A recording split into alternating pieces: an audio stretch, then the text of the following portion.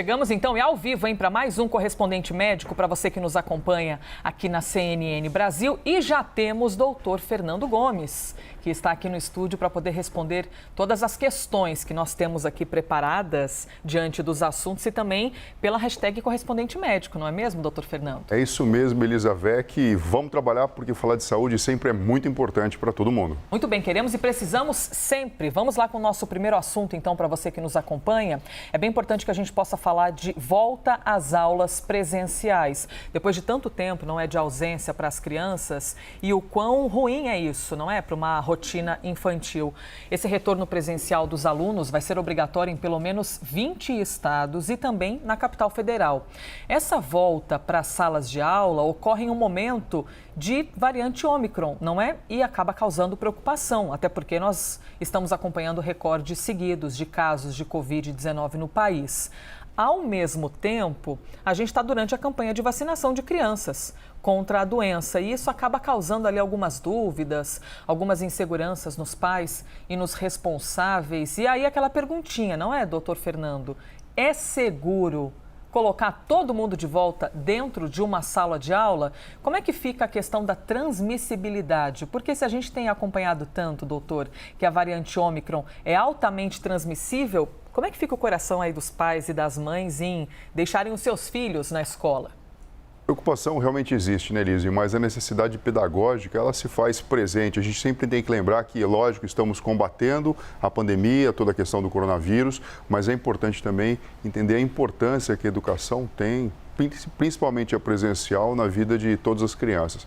Estamos num momento diferente do ano passado, apesar da maior transmissibilidade da Ômicron, a gente também tem, por outro lado, toda a população, tanto adulto, e aí eu me refiro ao corpo docente, os professores, funcionários, como também as crianças, já com uma certa canja, uma certa malícia, um certo entendimento de como devem ser as medidas não farmacológicas para evitar essa transmissão, adultos vacinados, crianças em processo de vacinação. Então acaba sendo um momento, na verdade, que, lógico, todo cuidado é pouco, mas precisamos marchar em frente. Doutor Fernando, a vacinação de crianças entre 5 e 11 anos começou ainda neste mês. A gente foi vendo que cidades e estados foram levando de maneira diferente as suas aplicações, mas de maneira geral ela já tem ocorrido em quase todo o território nacional. E aí demora um tempo, não é, para que todo mundo consiga tomar as 2 doses. As crianças, quando tomam a primeira dose, de alguma maneira já conseguem formar algum exército de proteção, doutor Fernando? Ou a tranquilidade só vem mesmo quando completa o ciclo vacinal? Quando se completa o esquema vacinal, a gente tem uma proteção muito maior, Elisa, mas nas primeiras semanas e meses, logo depois do início do processo de vacinação, a gente sabe que já existe o estímulo da formação de anticorpos específicos para combater o coronavírus e também a própria imunidade celular é estimulada e, portanto, existe já um fator de proteção em construção.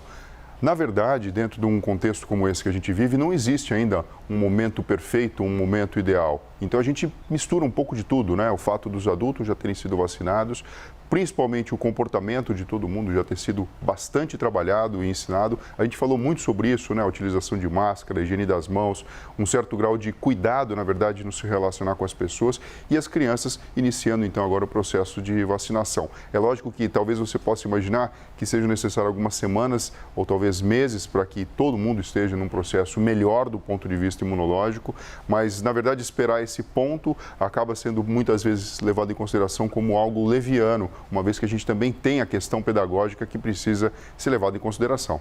Pois é, doutora, a gente fala das crianças e também tem ali o ponto de vista dos professores, não é? Os diretores, os adultos que frequentam a escola, merendeiros, merendeiras, toda aquela equipe responsável pelo ambiente escolar e que também podem ter lá suas inseguranças normais, não é? São seres humanos. Como é que a gente consegue lidar exatamente com esses critérios dentro de sala de aula? Os cuidados continuarão existindo, doutor? Porque também não dá para baixar a guarda e pensar, não, estamos com vacina, vida normal.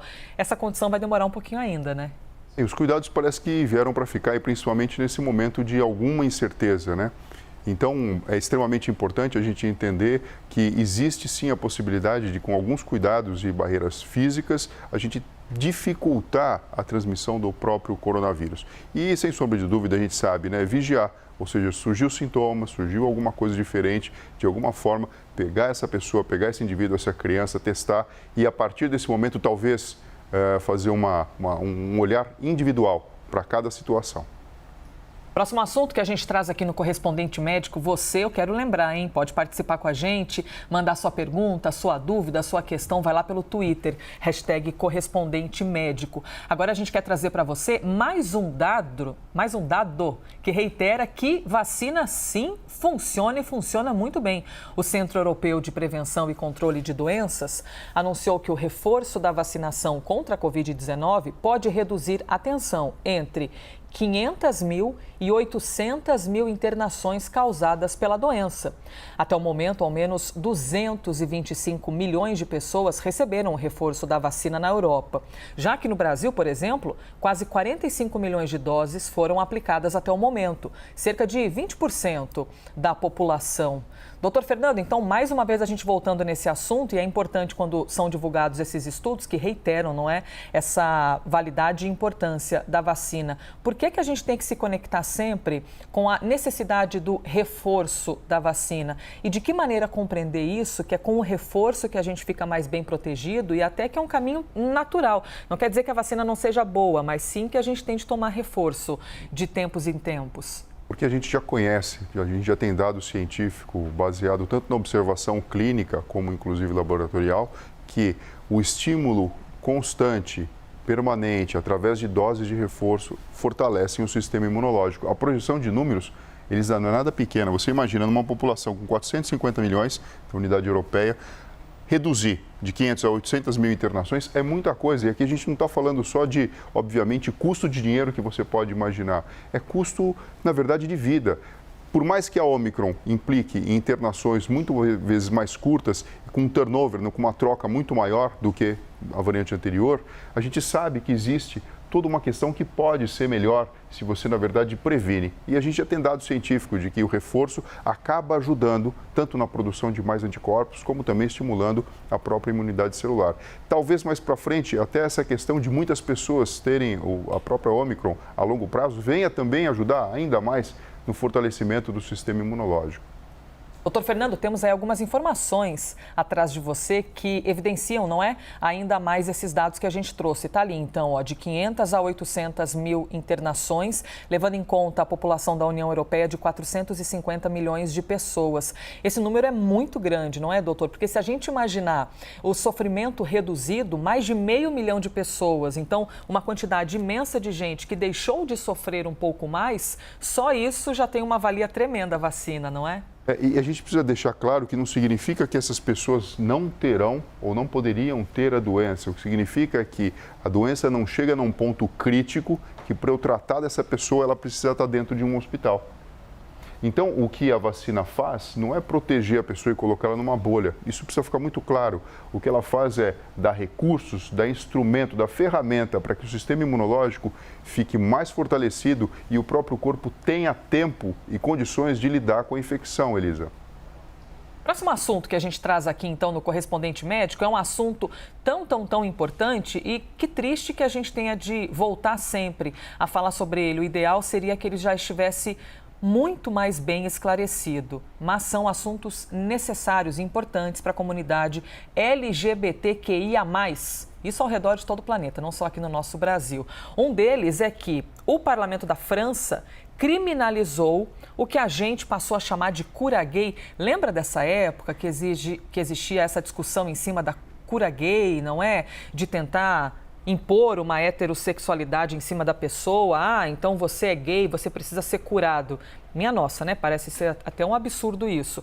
Agora a França está criminalizando, viu? Você pode ir preso na França se você tentar impor essa condição a outra pessoa. E tem mais um assunto tão importante e relevante, porque o Papa declarou nesta semana que os pais de pessoas homossexuais não devem condenar os filhos, mas sim apoiá-los. Por isso, a gente decidiu falar no quadro sobre a importância, não é, doutor Fernando, do apoio de familiares, do apoio de amigos para a saúde mental dessas pessoas. Então, eu quero começar lhe perguntando, doutor, e na sequência a gente tem aqui uns comentários muito interessantes e profundos de pessoas que relataram como é que foi contar para a família a orientação sexual.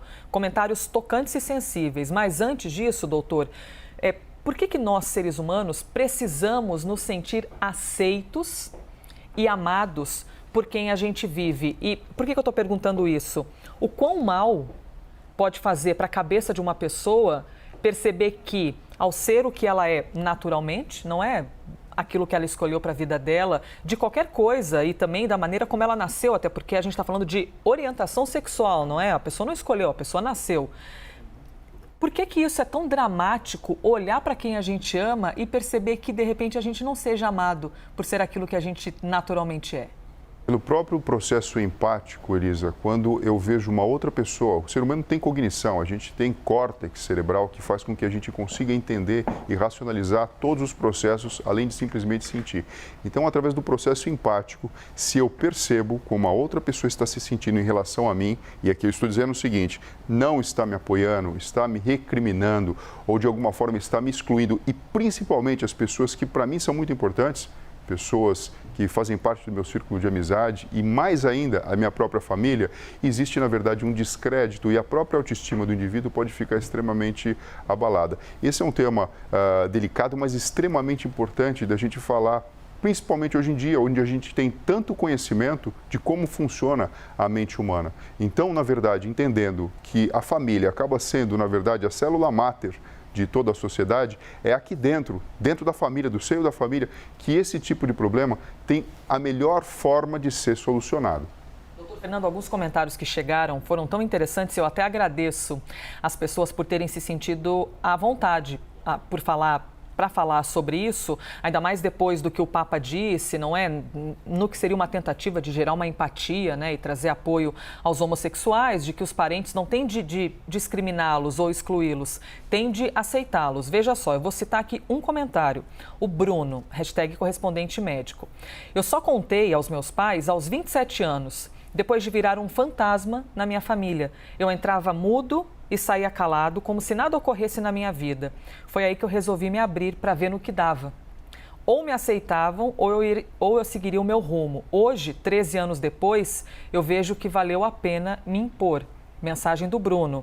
Agora, olha aqui, a gente tem mais um comentário que diz o seguinte: eu decidi contar apenas para o meu pai, que em menos de 24 horas contou para toda a família. A minha mãe tentou tirar a própria vida, meus irmãos me expulsaram de casa e 14 anos depois, aos 31 anos, sinto que ainda não me recuperei dos traumas. Doutor Fernando Gomes, por uma vida inteira as pessoas podem levar um trauma dessa situação de simplesmente não se sentirem aceitos pela própria família. Sim, isso pode gerar um problema não só de primeiro grau com o indivíduo que tem a relação direta com a situação, mas, como você demonstrou nesse último depoimento, pessoas que fazem parte da família, de alguma forma, também podem sofrer com a situação. Portanto, conforme a gente passa o tempo podendo entender isso com uma luz diferente, né? Trazendo isso para uma questão de normalidade, tudo fica muito mais fácil de ser levado em consideração.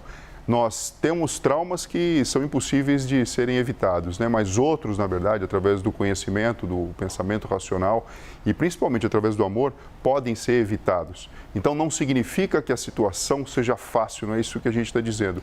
Mas o caminho para resolver isso é através da própria empatia, é através do próprio amor e de entender que é dentro de casa mesmo, principalmente onde os elos mais fortes existem, né? Da questão da ascendência, da descendência, dos contatos laterais, em que esse tipo de situação merece ser dissecada, merece ser digerida e principalmente ser vivida com muito respeito, entendendo a delicadeza do assunto. Mais uma mensagem que chegou aqui pela #correspondente médico, a Giovana, falando sobre sexualidade. Disse que, para ela, contar para a família foi completamente conturbado, mudou totalmente minha relação com a minha família. Muitas vezes me senti culpada por todo mundo estar vivendo um inferno. Simplesmente porque ela decidiu compartilhar a sexualidade. E outros comentários, doutor, dizendo o seguinte: a gente não tem por que falar. Ninguém que nasce heterossexual comunica a família. Ah, olha, eu quero dizer para vocês que eu sou heterossexual, viu? Então, por que eu tenho de falar, olha, eu preciso comunicar para vocês que eu sou homossexual? Algumas pessoas já partem desse princípio que não tem de ser comunicado, tem de viver ali à vontade, da maneira como seguem a sua orientação sexual e que isso não deveria ser um assunto pautado com a família. O que eu quero lhe perguntar, doutor, quando as pessoas vivem esses traumas e levam para uma vida inteira esses desconfortos de simplesmente não se sentirem aceitas por serem o que elas são naturalmente, isso pode desencadear ansiedade, pode desencadear depressão e males que a pessoa vai carregando a vida inteira. Por que é importante, doutor, procurar um apoio, procurar um atendimento médico, um apoio psicológico para que a pessoa consiga viver melhor? Elisa, na verdade, assim, a solução de qualquer problema dessa ordem, que acaba sendo um tipo de conflito interpessoal, porque muito mais do que simplesmente a pessoa se aceitar, o grupo que faz parte, na verdade, precisa entender a solução. O resultado final disso, para tudo ficar bem, é através de um processo natural que o ser humano é capaz de desenvolver, principalmente se tiver com o coração aberto, chamado perdão. Mas enquanto isso não acontece, e isso faz com que todas essas relações possam cicatrizar para as pessoas seguirem adiante, porque em última análise o que a gente está falando aqui é de amor. Você está dizendo o seguinte, olha, eu prefiro, na verdade, destinar o meu amor individual e exclusivo para uma pessoa do mesmo gênero ou não. É só isso, a gente não está falando de outra coisa. Então, enquanto isso não acontece, esse processo de perdão, que implica, na verdade, da cicatrização de todas essas dores, é muito importante entender que sim, existem serviços de apoio em relação ao tratamento de problemas secundários da saúde mental. Então, a ansiedade, a depressão, o estresse, pessoas que muitas vezes acabam desenvolvendo, né, um distúrbio alimentar, questões relacionadas com a própria alteração do sono, questões de autoestima propriamente dito, podem ser trabalhados, principalmente para fortalecer e talvez, na verdade, levar esse processo final que eu estou te falando, que a gente sabe que é o que acontece. Quando todo mundo se perdoa, tem um novo entendimento sobre a situação, e a gente está falando aqui de amor, e segue em frente. Pois é, o amor, não é, doutor? Se sentir amado, poder amar os outros. Você que está assistindo a gente, se sentir confortável e quiser compartilhar também com a gente o seu relato, vai lá na hashtag Correspondente Médico e conta pra gente, viu? O seu relato pode ajudar outras pessoas. Eu encerro aqui, doutor, com a mensagem do Bruno, dizendo: a minha família não pergunta, eu também não falo, mas não existem segredos. Eu não sou um criminoso. É hora de desmistificar a sexualidade, seja qual for.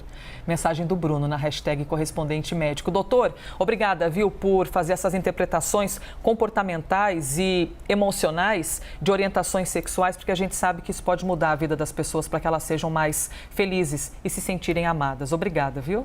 Obrigado a você, Elisa. Eu acho que a mensagem que fica para todo mundo é que realmente o que importa é o amor.